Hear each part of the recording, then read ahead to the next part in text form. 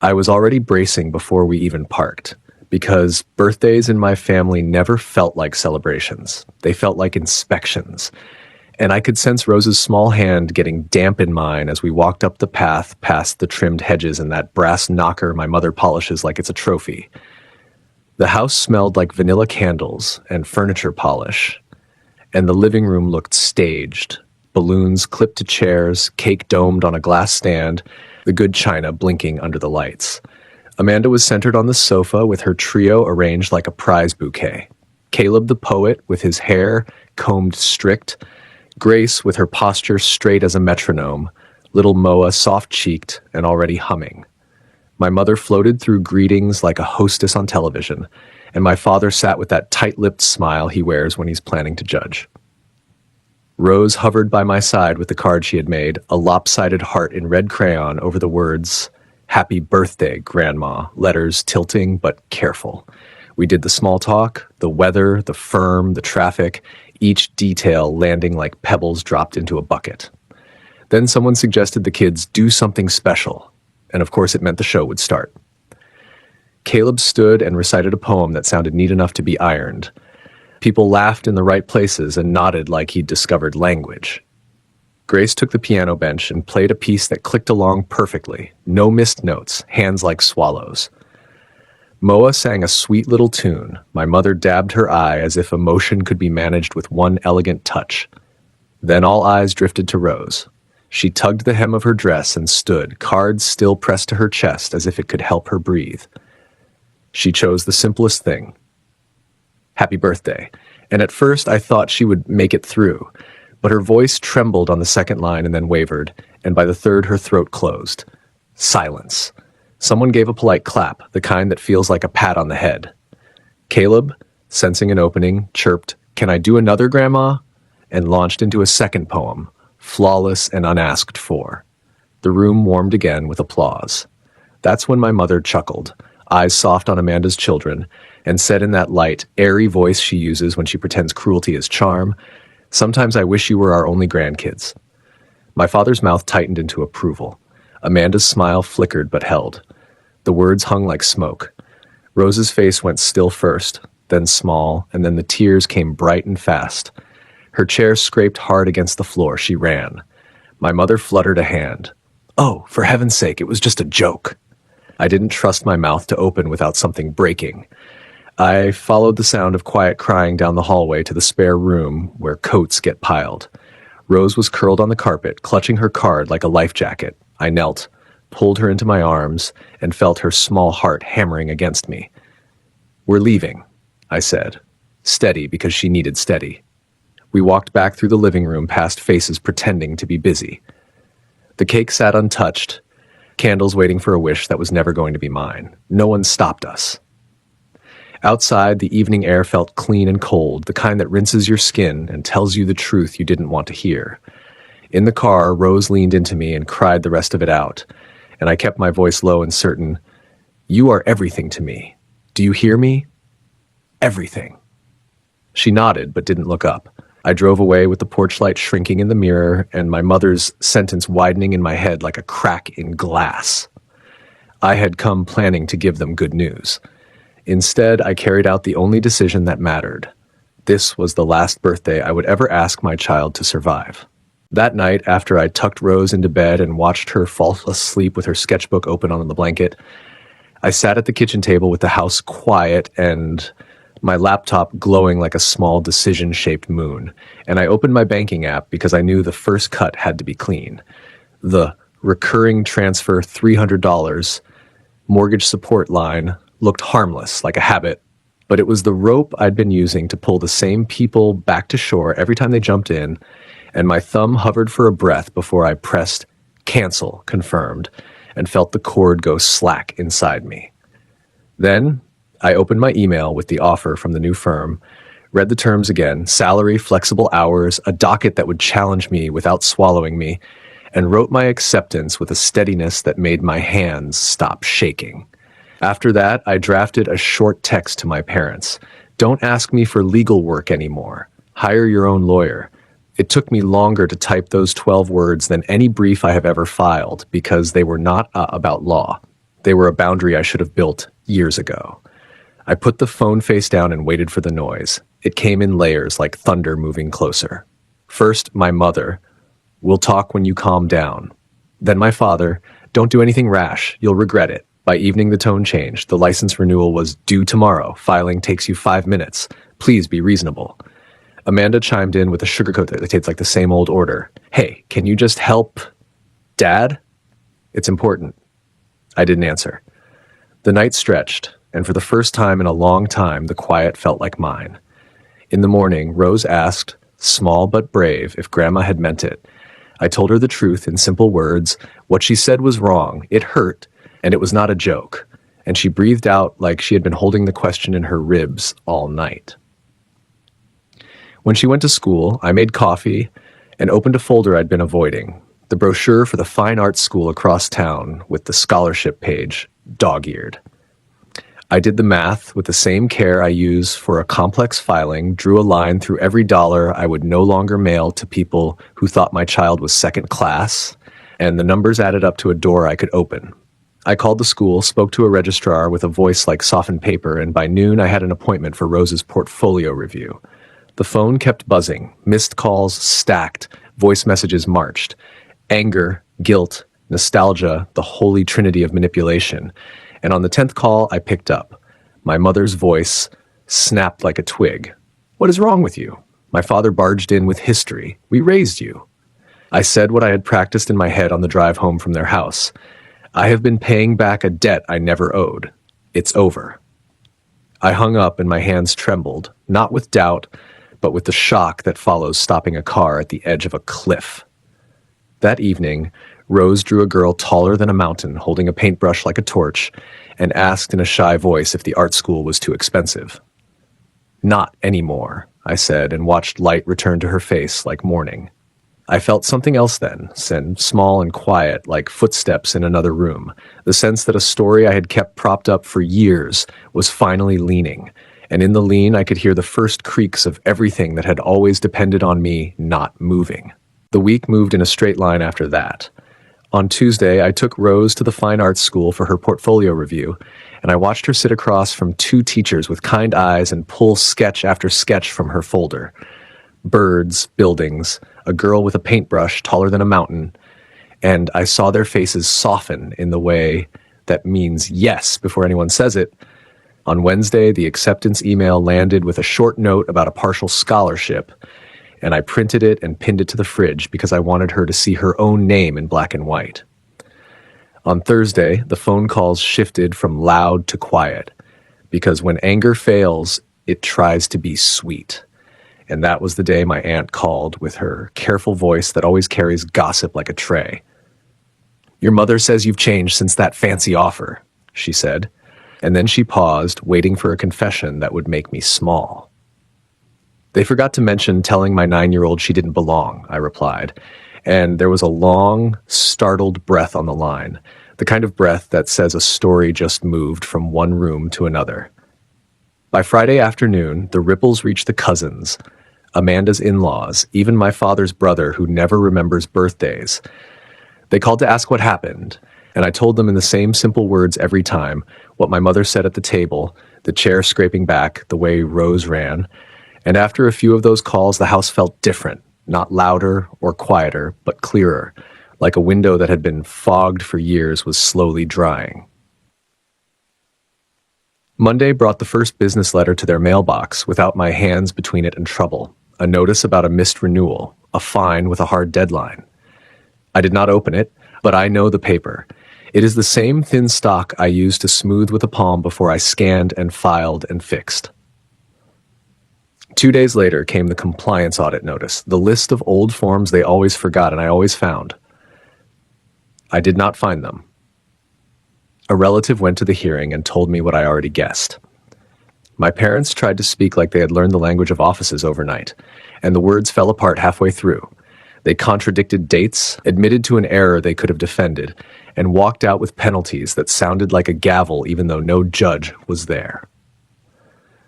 On Thursday, a friend from work called, her voice tight with guilt. She had run into my parents at the store and, thinking they already knew, asked how they felt about my surprise. about me planning to tell them on my mother's birthday that they could relax, that I would cover their retirement. They went pale, she whispered, and even through the phone I could see it. The cart frozen mid-aisle, my mother's hand on the handle, my father's mouth gone thin.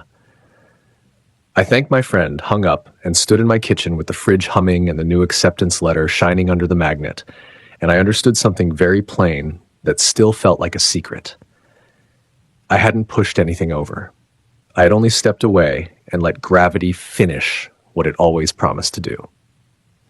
Saturday afternoon, the doorbell rang. My parents stood on the porch with a huge cake tilting in a box.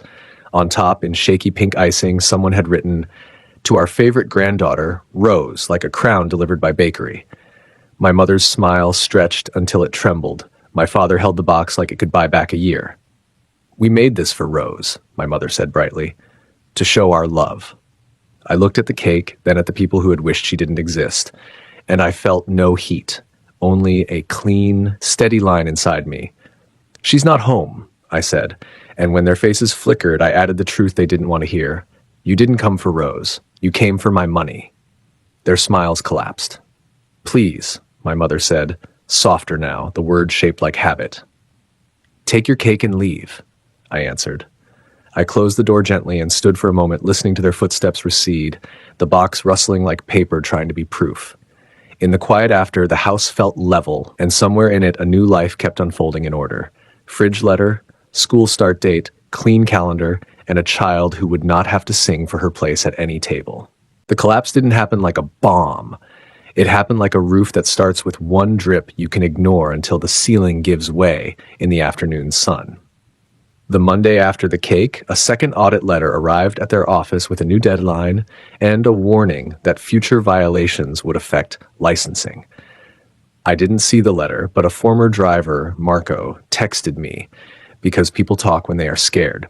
He said hours were being cut and the dispatcher had started guessing on routes because compliance software was overdue and locked. On Wednesday, the bank sent a request for updated financials. My father tried to build a spreadsheet from an old template I had designed years ago. I know because the file name traveled in the family chat through Amanda, who asked if I could just give it a quick look. I wrote back the same sentence I had been practicing: hire a lawyer. By Friday, 2 customers pulled their contracts citing missed delivery windows. The following Tuesday, my parents walked into a city hearing alone. A cousin went to watch and told me afterward that my mother kept saying, "We've never had a problem before," like history could argue with a calendar. They left with fines and a 3-week clock to fix 5 things I used to fix before dinner. While that timer began, the mortgage caught up to them. An envelope with a red stripe came to their house.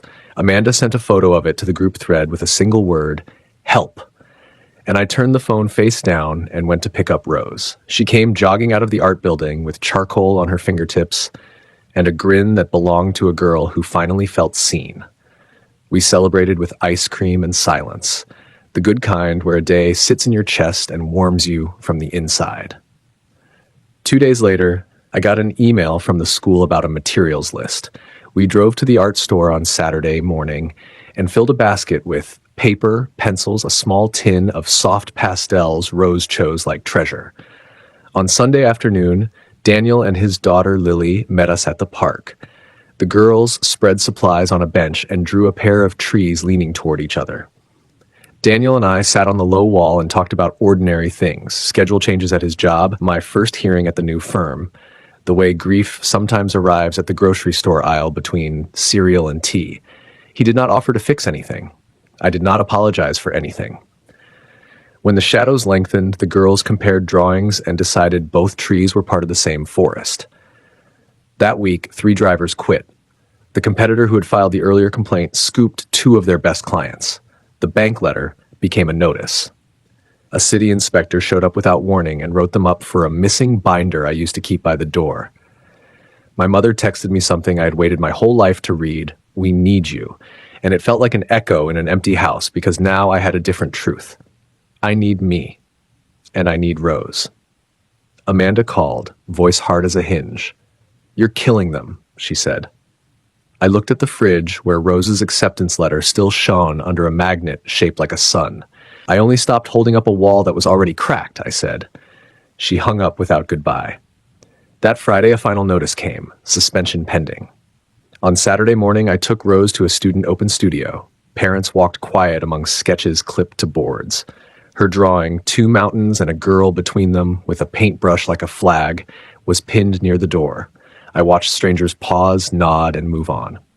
It felt like watching her be measured and found worthy without me needing to argue. That evening, I made pasta, and Daniel brought a salad, and the girls ate at the counter, talking over each other about a field trip.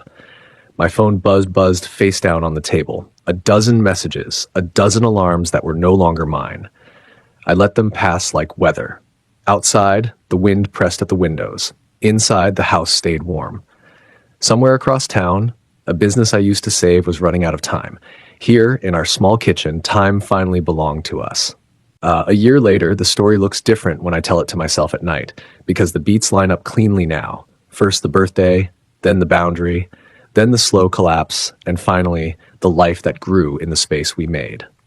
Rose started at the fine arts school in September, and by October I began to recognize her voice in the hallway before I saw her face. Steady, curious, already asking teachers how to shade water so it looks like it's moving. In November, my new firm handed me a case that required patience instead of panic. I prepared briefs at a kitchen table that no longer doubled as a war room for other people's emergencies. In December, Daniel and I made a small decision that felt like a big one. He and Lily brought their books and photos and two houseplants that looked half dead until Lily took charge. We moved the furniture, made space on the walls, and the girls hung their drawings side by side so the edges touched. January was quiet in a way I used to think was impossible. We fell into a rhythm. School drop-offs, dinners where someone always remembered to light a candle, weekend walks where Lily explained clouds and Rose pointed out shadows. I kept waiting for the old noise to find us, but it didn't, not at first. News of my parents came in pieces. A small apartment over a laundromat, the business formally dissolved, Amanda's angry messages dissolving into short updates sent through relatives who had run out of advice. In March, I found the crayon card with the lopsided heart in a drawer while looking for batteries. I showed it to Rose. She smiled like it was a photograph from a faraway place and said, "I'm glad we left," as if we had moved countries, and maybe we had. Spring brought a school showcase. Rose's drawing of a girl standing between two mountains with a paintbrush like a flag hung near the entrance. I watched strangers pause to look. No one knew the first mountain had been a family table, and the second had been a door I finally closed. They only saw the girl in the space she claimed. Summer came with small adventures. A weekend by the lake, Lily teaching Rose to float without flinching, me and Daniel sitting on the dock while the sky turned the color of peaches. We spoke about simple things and sometimes about the hard ones. His late wife, the way grief is a room you sometimes walk into without meaning to. He never tried to fix me. I never tried to owe him. In August, a plain envelope arrived with my parents' handwriting, the first I'd seen since the cake. I opened it at the counter while the girls argued about who borrowed whose eraser. The letter was short. It said they were sorry if their words had hurt, that family makes mistakes, that they were older now and tired. It asked whether I could stop by to help sort a few papers. I read it twice, because the space between what someone will admit and what they did is where I used to live. Then I folded it and put it back. That evening, I told Rose a version she could hold. They had written to say sorry, and we had heard them, and we would keep going. We ate dinner, and later I stood by the window and looked at the dark street and felt a quiet hand I trusted. People ask whether I went too far, whether I should have softened, whether love means returning again and again to the same sharp place.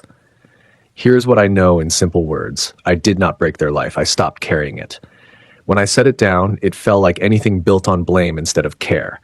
In its place, we built something that stands. Now, at night, I check the girls once before bed, step around the houseplants Lily revived, and find Rose's latest sketch on the table, a sun over two small houses, their roofs almost touching. I switch off the light and listen. The house holds.